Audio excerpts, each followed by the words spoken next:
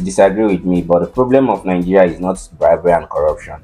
It is not ethnicity, it is not tribalism, it is not nepotism, it is not religion.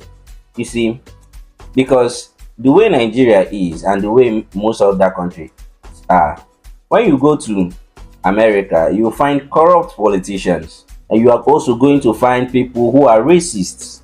You're going to find people who appoint people based on nepotism. You're going to find people who slip their way into office. These anomalies are everywhere. If you go to various other countries, you will see where religion determine a lot of things. Go to India and Pakistan. Religion determine how businesses and politics is run.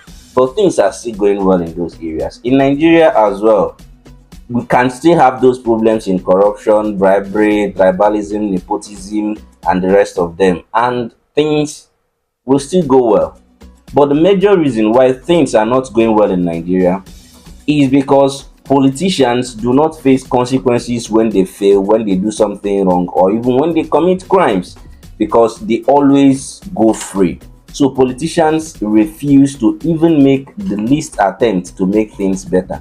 It is not like they cannot make things better, it is that they will not make things better because it is easier for them to loot and go than for them to work and do anything substantial. You see, by the virtue of our natural resources and the kind of money Nigeria has as a nation and the kind of potentials we have, both in human, material resources, and otherwise, if our politicians will bring out the yearly budget, divide the budget into two, loot half and use half to work, Nigeria will be competing with Dubai.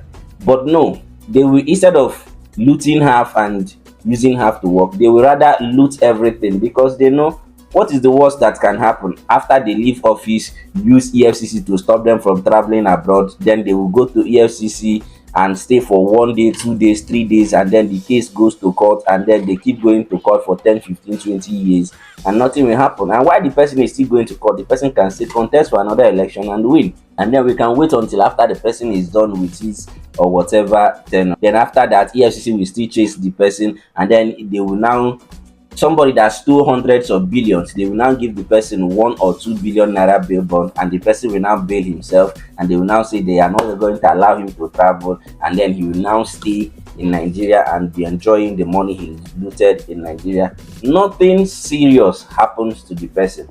Nothing serious. We all talk about what Babangida looted, but whoever wants to become president, you go and meet Babangida. The same thing with all the other former head of states, the same thing with all other former governors, all other former senators, all other former ministers, and the rest of them.